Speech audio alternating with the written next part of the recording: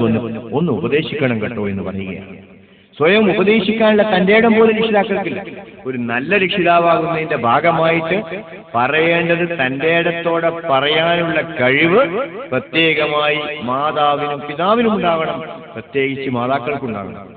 ഇന്ന് പലരും പിതാക്കന്മാര് ഗൾഫിലാണ്, മാതാക്കന്മാർക്ക് കൂടുതൽ ട്രെയിനിങ് ആവശ്യമുണ്ട്. മാതാവിന്റെയും പിതാവിന്റെയും റോളിൽ പലപ്പോഴും വരുന്നത് മാതാവ് തന്നെയാണ്. അതുകൊണ്ട് തന്നെ കുട്ടികളുടെ സ്വഭാവത്തെ സ്വാധീനിക്കുന്ന രീതിയും വളർത്തേണ്ട രീതിയും ശീലമുണ്ടാക്കേണ്ട രീതിയും ഒക്കെ തന്നെ നമ്മൾ അറിയുകയും അതനുസരിച്ച് കുട്ടികളെ ശീലിപ്പിക്കുകയും. അപ്പൊ നമ്മള് ശീലത്തെക്കുറിച്ച് പറയുമ്പോൾ രക്ഷിതാക്കൾ ആദ്യം തന്നെ വിലയിരുത്തേണ്ടത് എന്താണ്? എന്റെ ശീലം എങ്ങനെയുണ്ട് എന്ന് വിലയിരുത്തണം.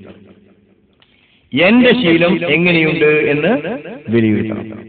നമ്മളെ ശീലങ്ങൾ തന്നെ നമ്മൾ വിലയിരുത്തി നോക്കുക. ഓരോരുത്തർക്കും നല്ല ശീലങ്ങളുണ്ട്, മോശപ്പെട്ട ശീലങ്ങളുണ്ട്. രണ്ട് ശീലങ്ങളുമുണ്ട്. അപ്പൊ മോശപ്പെട്ട ശീലങ്ങൾ നമ്മൾ തന്നെ മാറ്റുക എന്ന്. ഇതുപോലെ തന്നെയാണ് പലപ്പോഴും കുട്ടികളിൽ കണ്ടുവരുന്ന ഒരു ദോഷപ്രവണതയാണ് കളവ് പറയുക എന്ന്. വാസ്തവത്തിൽ ഈ കളവ് പഠിപ്പിക്കുന്നതിൽ ചിലപ്പോഴൊക്കെ നമ്മളെ മാതാപിതാക്കൾ തന്നെ പങ്കുവഹിക്കാറുണ്ട്. പ്രത്യേകിച്ചും ഇക്കാലത്ത് കളവ് പറയുക എന്നത് ആളുകൾക്ക് വലിയ ബുദ്ധിമുട്ടുള്ള കാര്യമൊന്നുമല്ല, എങ്ങനെയും പറയാമെന്നൊരു ധാരണയാണ്. വാസ്തവത്തിൽ കളവ് പറയുക എന്നത് ഒരു നിരോധിക്കപ്പെട്ട കാര്യമാണ്, ഹറാമാണ് എന്ന് എത്ര മുസ്ലിമിന് ബോധമുണ്ട്? നമ്മൾ ഓരോരുത്തരും ആലോചിക്കും. കളവ് പറയുക എന്നത് ആളുകൾക്ക് ഇന്ന് ഒരു പ്രശ്നമേ അല്ല. വാസ്തവത്തില് മുനാഫിഖിന്റെ ലക്ഷണമായി പറഞ്ഞിരിക്കുന്നതാണ് ആയത്തിൽ. മുനാഫിഖ് സലാസൻ ഇദാ ഹദ കദിബ വഇദൂതു മിൻ ഖാന വഇദാ വഅദ അഖലഫ. മുനാഫിഖിന്റെ 3 ലക്ഷണങ്ങളിൽ ഒന്ന് കളവ് പറയുക. വാസ്തവത്തില് ഈ മുനാഫിഖിന്റെ 3 ലക്ഷണം ഈ ലോകത്തുനിന്ന് ഒഴിവായാൽ ഈ ലോകം തന്നെ നന്നാവും. അപ്പൊ കുട്ടികളെ കളവ് പറയുന്നത് പഠിപ്പിക്കുന്നതിൽ പലപ്പോഴും രക്ഷിതാക്കൾക്ക് പങ്കുണ്ട്. എന്തെങ്കിലും ഫോൺ കോളുകൾ വീട്ടിലേക്ക് വരുന്ന സമയത്തായിരിക്കും എന്തെങ്കിലും കളവ് മാതാവോ പിതാവോ ഫോണിൽ പറയുന്നു. ഇത് കുട്ടി കേൾക്കാനിടവരുന്നു. ഇത് കേൾക്കാനിടവരുന്ന കുട്ടി എന്താണ് പഠിക്കുന്നത്? കളവ് പറയാനാണ് പഠിക്കുന്നത്. കുട്ടികളുടെ സ്വഭാവ ദൂഷ്യങ്ങളിൽ പ്രധാനമായി ഒന്ന് പറഞ്ഞു വരുന്നത് കളവ് പറയുന്നതാണ്. സത്യമേ പറയാവൂ, സത്യമേ പറയാവൂ എന്ന് നിരന്തരമായി കുട്ടികളെ പറഞ്ഞ് പഠിപ്പിക്കുക തന്നെ വേണം.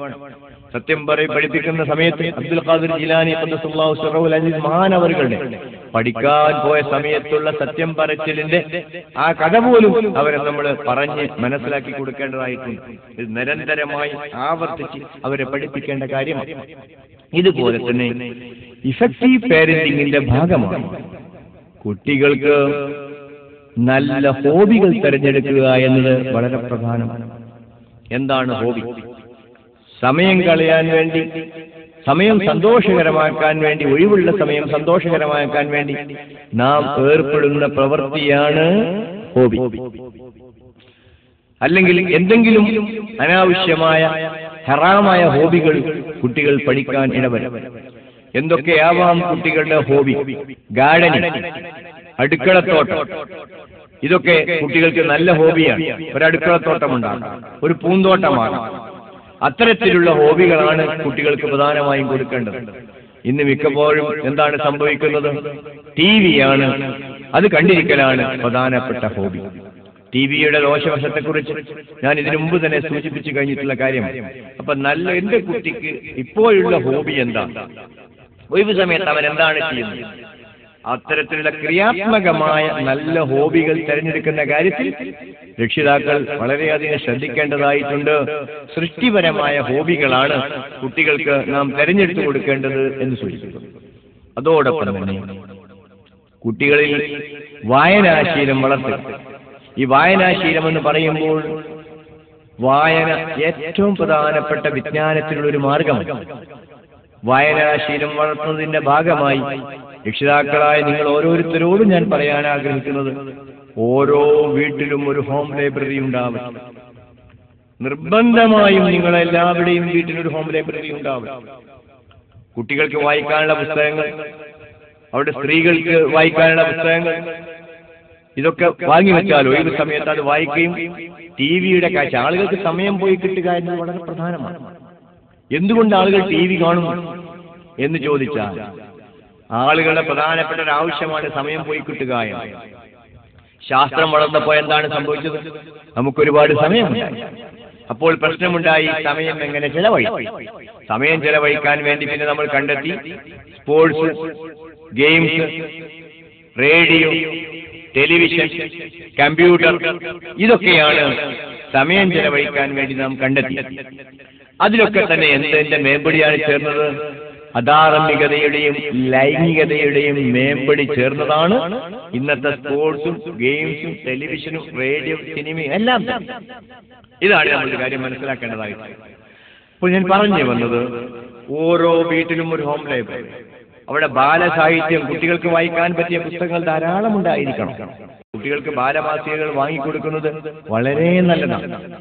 ദിനപത്രങ്ങളിൽ ധാരാളമായിട്ട് കുട്ടികൾക്ക് തന്നെ ഇപ്പോൾ പങ്ക്തി തുടങ്ങിയിട്ടുണ്ട്. മിക്കവാറും എല്ലാ പത്രങ്ങളും നല്ല മാസികകൾ കുട്ടികൾക്ക് വാങ്ങിക്കൊടുക്കുക എന്നത് വളരെ പ്രധാനമാണ്. ഈ വായന കൊണ്ടുള്ള ഗുണം എന്താ? ഒന്ന്, കുട്ടികളെ വിജ്ഞാനം വർദ്ധിക്കുന്നതോടൊപ്പം ഭാഷയിൽ അത്ഭുതകരമായ വികസനമുണ്ടാകും. ഇത് പലപ്പോഴും നാം മനസ്സിലാക്കാത്ത. അതേ സ്ഥാനത്ത് ഉപകാരപ്പെടുന്ന കുട്ടികൾക്ക് ആവശ്യമായ പുസ്തകങ്ങൾ നാം സെലക്ട് ചെയ്ത് കൊടുക്കണം. കുട്ടികൾ വളരുന്നതനുസരിച്ച് എന്തെങ്കിലും വായിച്ചോട്ടെ എന്ന് കരുതുന്നത് തെറ്റാണ്. അപ്പോൾ ഞാൻ ഉണർത്തി വന്നത് വായനാശീലം അതോടൊപ്പം തന്നെ കുട്ടിക്ക് ഉണ്ടാക്കണം എന്ന് പറഞ്ഞാൽ പോരാ.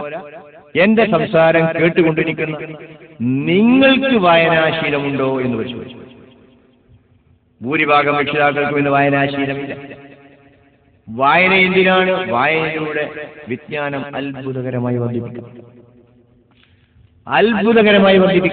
പക്ഷെ എത്ര പേർക്ക് ഇതറിയാം? എനിക്ക് വായിക്കാൻ കഴിയുന്നില്ല എന്ന പരാതിയാണ് നിങ്ങൾക്ക്.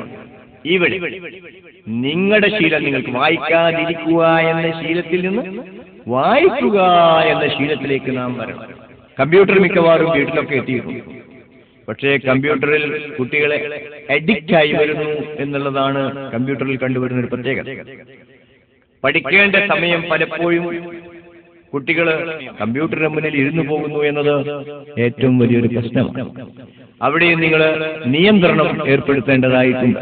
ഏത് കാര്യം നടപ്പിലാക്കണമെങ്കിലും ചെയ്യേണ്ട ചില കാര്യങ്ങൾ വിവരം കിട്ടിയത് കൊണ്ട് മാത്രം നടപ്പിലാക്കണം. ഉദാഹരണത്തിന് ഞാൻ പറഞ്ഞു ഹോം ലൈബ്രറിയുമാണ്. പക്ഷേ നിങ്ങൾ ഹോം ലൈബ്രറി ഉണ്ടാക്കുമോ? അവിടെയാണ് പ്രശ്നം. ഇവിടെ ഏത് കാര്യവും നടപ്പിലാക്കുന്നതിന്റെ ഒരു 5 ഘട്ടങ്ങളെ കുറിച്ച് ഞാനൊന്ന് പരാമർശിക്കും. ആദ്യത്തെ ഘട്ടം നമ്മളുടെ വിവരമില്ലാ ഘട്ടമാണ്.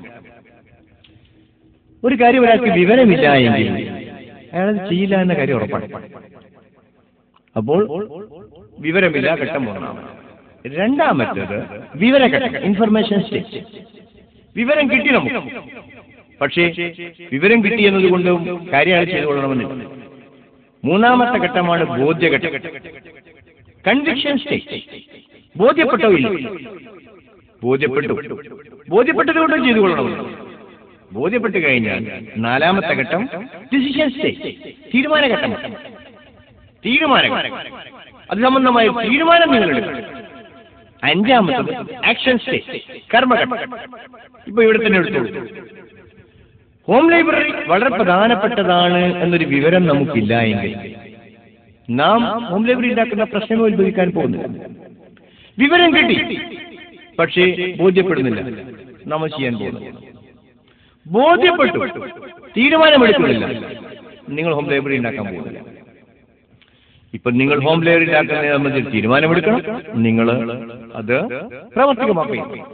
ഇതുപോലെ തന്നെയാണ് ഞാൻ ആദ്യം പറഞ്ഞ പോസിറ്റീവ് സ്ട്രോക്ക് കൊടുക്കുക എന്ന്.